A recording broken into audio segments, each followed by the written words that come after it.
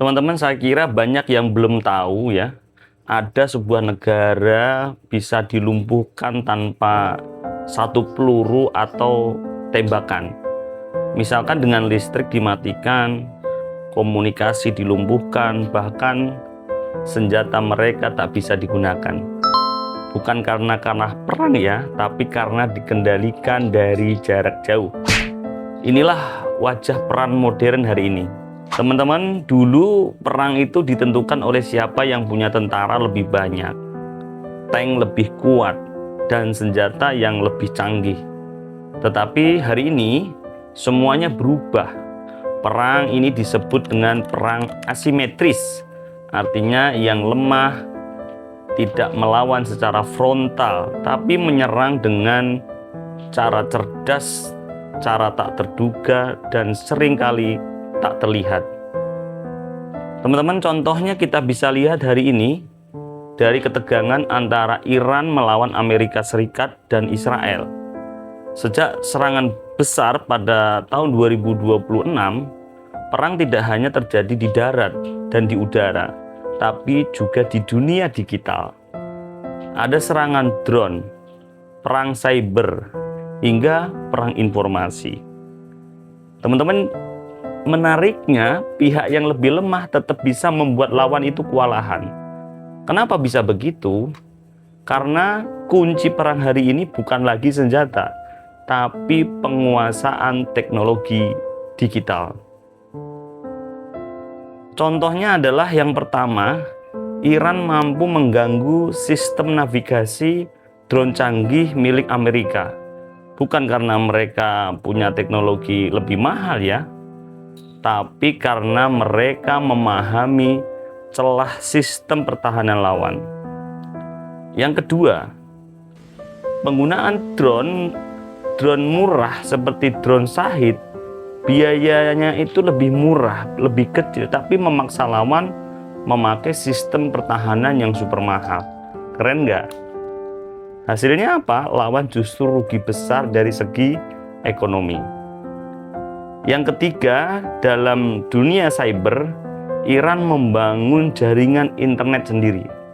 Mereka tidak sepenuhnya bergantung pada sistem global. Artinya apa? Artinya sulit diserang, sulit dikendalikan oleh negara luar. Dari sini kita belajar satu hal yang penting, bahwa di era sekarang yang menguasai teknologi adalah dia yang punya kendali. Tapi ada masalah besar, banyak negara termasuk di dunia muslim, mereka sudah maju, sudah merasa memakai teknologi canggih, padahal sebenarnya mereka hanya pengguna, bukan penguasa teknologi. Misalkan kita pakai smartphone, sistemnya milik orang lain. Kita menyimpan data, tapi servernya di luar negeri. Kita menggunakan aplikasi milik pihak asing. Artinya apa? Kita sebenarnya sedang berdiri di atas sistem yang bisa dimatikan kapan saja. Bayangkan saja jika suatu hari internet itu diputus, data dihapus, sistem komunikasi itu dilumpuhkan. Apa yang kita bisa lakukan? Karena itu teman-teman, setidaknya perang modern ini mempunyai 3 lapisan penting yang harus kita ketahui. Yang pertama adalah hardware atau perangkat keras. Kalau chip dan komponen itu kita masih impor, bisa saja ini adalah jebakan tersembunyi dari pihak lawan. Yang kedua, software atau enkripsi. Kalau kita tidak menguasai sistem kode komunikasi, kita bisa dibaca bahkan dimanipulasi. Yang ketiga, yaitu informasi dan opini. Ini yang paling berbahaya.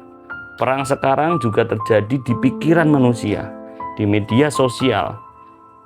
Ini bisa memecah belah, mempengaruhi emosi, bahkan menjatuhkan negara tanpa perang fisik, hanya dengan opini yang diinginkan.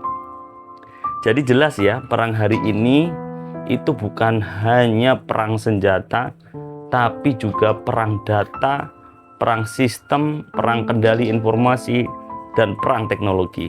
Teman-teman, solusinya tentu bukan sekedar ikut memakai teknologi, tetapi kita harus menguasai dan mandiri dalam teknologi. Dalam konsep Islam, negara ini wajib menjaga kedaulatan perangkat, kedaulatan sistem, hingga kedaulatan informasi. Karena tanpa kemandirian kita akan selalu bergantung.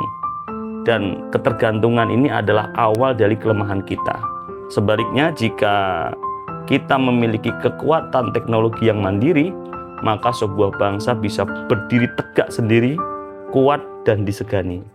Teman-teman, kita bisa termotivasi langsung dari Al-Quran ya, bahwa Allah Subhanahu wa Ta'ala memperingatkan, persiapkanlah kekuatan semampu kalian di dalam surat Al-Anfal ayat 60. Karena di zaman ini kekuatan itu bernama teknologi, tapi tentu hak kemenangan itu murni dari Allah yang Maha Kuasa.